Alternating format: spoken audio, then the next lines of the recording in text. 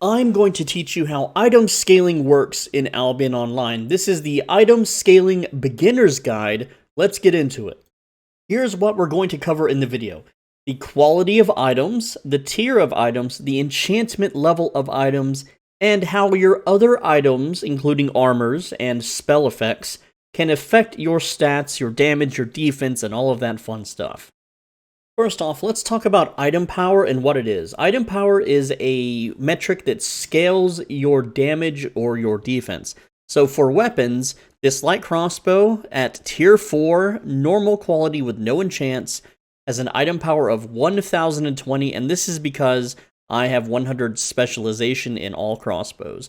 So it will be lower if you're a new player, but the item power is how much damage you deal with the crossbow. So with this tier 4 light crossbow, if I shoot the target, it deals 140 damage.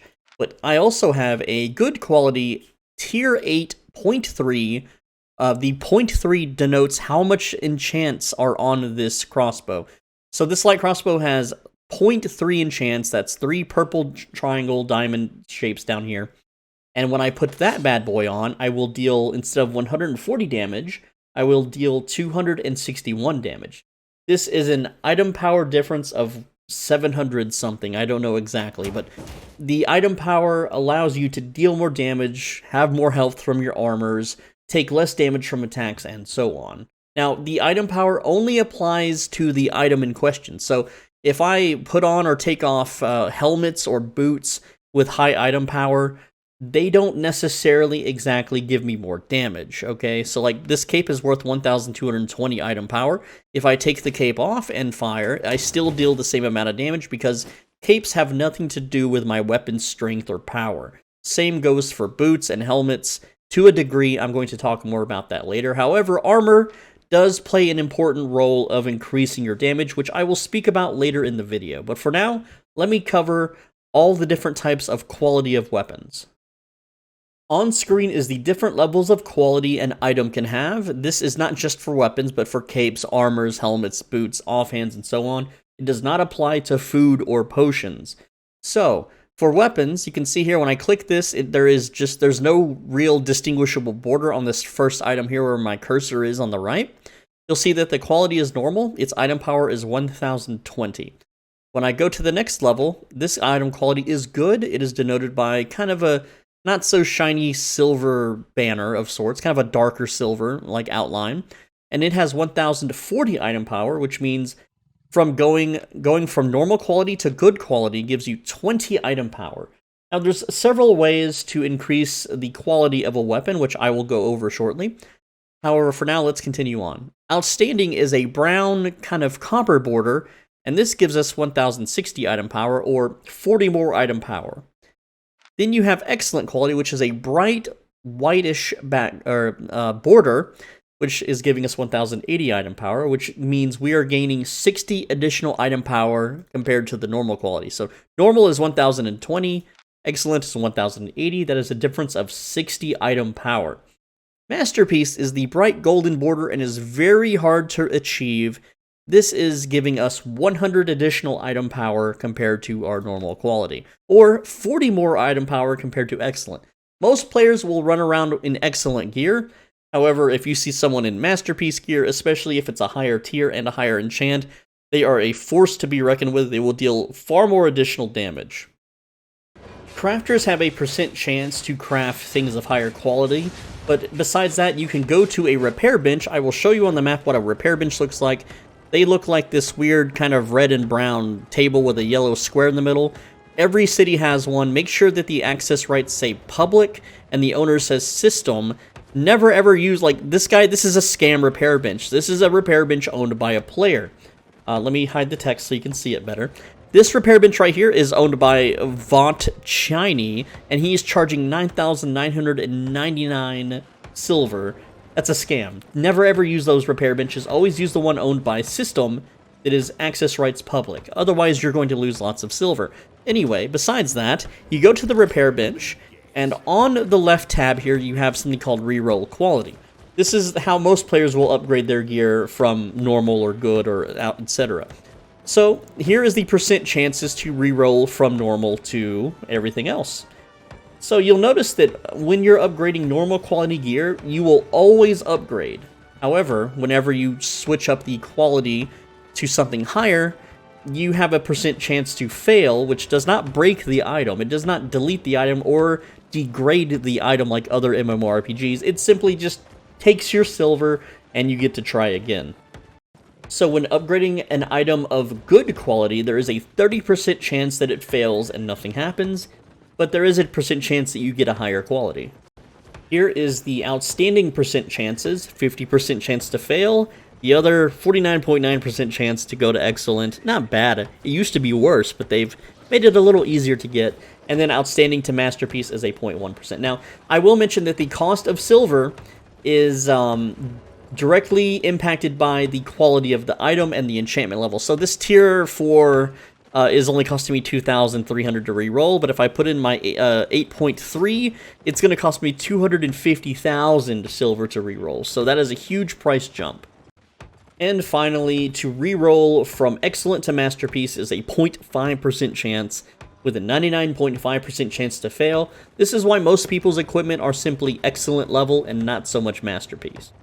Next up, let's talk about item enchantments. These are used to increase your item power for that tier.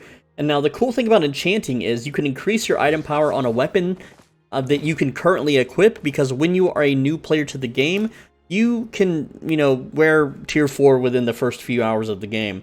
Whereas you probably can't equip tier 5, tier 6, tier 7, or tier 8 equipment at all.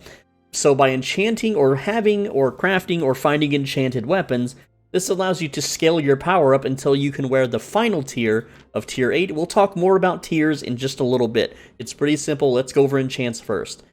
First up is flat, which is what this crossbow is. There is nothing here in these little diamonds. There is no coloration at all. All of these weapons right here, all of these crossbows, you can see are flat, as in 0.0 or unenchanted, no enchants, and they give no boost to item power. Then you have, down here, I'll show you, you have 0.1. This helmet is a 0.1, which means it has one green little diamond here, and that's going to give you an additional 100 item power. Then 0.2 is denoted by 2 diamonds, and they change colors from green to blue.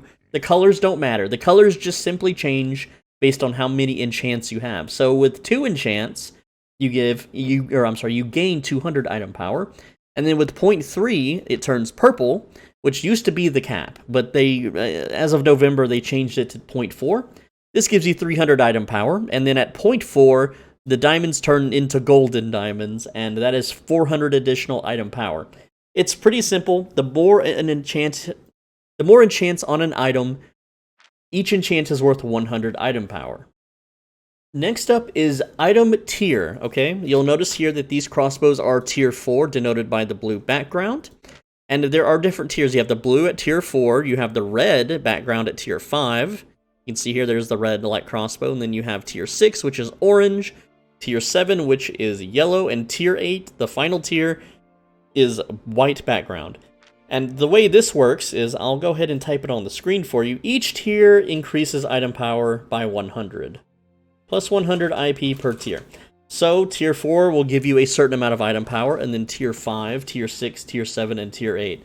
So, tier 8, a tier 8.4 will give you the most item power, and a tier 8.4 masterpiece will give you the highest possible item power in the game, strictly from the weapon. So, you can see here I have 2005 item power with this longbow.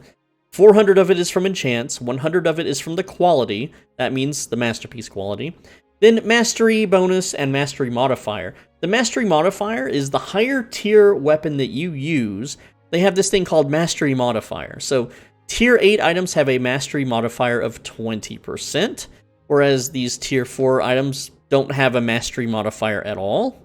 But if you check, we can check tier 5 here, has a Mastery modifier of 5%, tier 6, 10, tier 7, 15, and of course tier 8, 20%.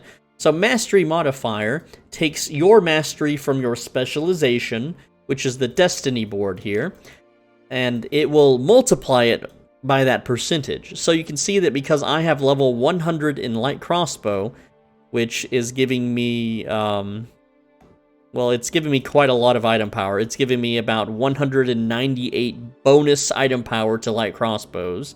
and 20 bonus item power to all the other crossbows. The tier 8 weapon will multiply that and give me more item power overall, so it's better to use a higher tier if you can afford to lose it, assuming you're playing in risky areas. Now, let's also talk about specialization. So specialization, from every point of specialization in a weapon will give you 2 item power per level up to level 120, but it will also give you, depending on its quality too, or not quality, depending on its style, you have normal weapons, rune weapons, soul weapons, relic weapons, and Avalonian weapons, which I will cover in just a little bit. So for normal, your 3 normal weapons or armors in the Destiny board tree, every time you level them up, regardless of what you level up, it will always give you 2 item power to that weapon or item or armor or whatever. But for your normal quality, it will give you 0.2 to everything else. So that means if you leveled something up 10 times, everything else gains 2 item power. But for your soul, relic, your rune, and Avalonian items, they only give 0.1 to everything else. So if I put 10 levels into this energy shaper, I only get 1 item power to everything else. So it makes more sense to level your regular items first if you want more item power to something specific, though if you only want to use a specific weapon, it's best to level just that specific weapon and ignore the rest, for now, at least, for the basics. Now let's talk about different items, weapons, and armors and how they are crafted. You have normal weapons, which are simply crafted with normal ingredients. The light crossbow here is simply crafted with wood and metal. There's nothing special about it. It is crafted with simple ingredients. But there are other crossbows, for instance, the regular crossbow, the heavy crossbow, and the light crossbow. They only require wood and metal. But then you have the Weeping Repeater, and this requires an item called a Lost Crossbow Mechanism, which is considered a soul weapon because it requires adepts, or I'm sorry, a rune weapon, because it requires adepts runes to create, or find, or when you break down this item. So this is a rune weapon, okay? Then you have the bolt casters, which have this hellish bolts, which require souls. This is a soul weapon. And then you have the siege bow, which requires an alluring bolts, which is a relic weapon. And finally, you have the energy shaper, which requires Humming Avalonian Whirligig, which is an Avalonian weapon. Alright? There's also, currently, there are not mist weapons in the game, but there are mist armors. So armor has the same thing. Like, for instance, let me just show you. The Mistwalker shoes require Griffin Underfur, which you can only find in the mists. Alright, or of course you can buy from the market, but that's where you find them. Whereas the Shoes of Tenacity is the Avalonia equivalent of boots, and then the Spectre Shoes is the relic equivalent of shoes. You get the point? So every time you craft or own a weapon of one of these different types, you actually get an item power boost. Let me discuss those. So every time you go up in weapon construction quality, you gain item power. So if you happen to be using a rune weapon, you will have 25 additional item power over a normal weapon. But just do note that while this light crossbow is a normal weapon, there is no way to make a light crossbow a rune, soul, relic, or Avalonian weapon. You are simply stuck with it as a normal weapon. The Avalonian and relic and soul and rune is based entirely on that specific weapon or item or armor. So that means that this light crossbow gives me 1020 item power, whereas this Weeping Repeater, which is a rune weapon, will give me 1045 item power, an additional 25 item power, whereas the Bolt Casters is 170, 195 for Siege Bow, and then 1120 for Energy Shaper. So we have the Light Crossbow at 1020 and Energy Shaper at 1120, which is 100 additional item power over normal weapons. So that means you do gain more power when using more powerful, harder to find materials for your weapons and armor. So in order to maximize your item power, you must have an Avalonian 8.4 Masterpiece with 120 specialization in the entire weapon or armor tree, and that will give you the highest possible item power, meaning you will deal maximum damage as possible without the aid of buffs from armors consumables or equipment. There are many different ways to increase your damage, including but not limited to your armor type, which we're going to cover next, your buffs from armor, helmets, and boots, food, other player buffs, weakening the enemy's armor, your offhands, and passes from your armor, helmet, and boots. So let's talk about armor type. Alright, there are 3 types of armor. There is cloth, leather, and plate, and depending on which one you wear, you will deal increased damage or less damage. So, when I am naked and have no armor, I deal 261 damage. When I wear cloth, which is right here, you can see that this gives a physical attack bonus of plus 48%, I will deal 386 damage. With leather, it's a little bit less, at only 24% increased attack damage, which means I only deal 323 damage, whereas when I'm wearing plate, while I have a severely high amount of health and armor while wearing this plate, it has no bonus to my physical damage, meaning I also still deal 261 damage, as if I was completely naked. So there's never a reason to ever be naked in this game, even if you're transporting. But also, I want to talk about another thing too, and that is the item power of your armor. Item power on armor simply only changes the amount of defense and health and stuff like that you get. It does not increase your damage at all. Alright, so we have the Druid Robe here at 48% increased physical attack bonus. This is a 4.2, giving me 1,246 item power. You'll see that I deal 386 damage. When I put on the 8.3 Druid Robe, which gives me 1,806 item power, my HP goes from 1840 to 2319. I also gain more armor and more defense and more energy whenever I switch over.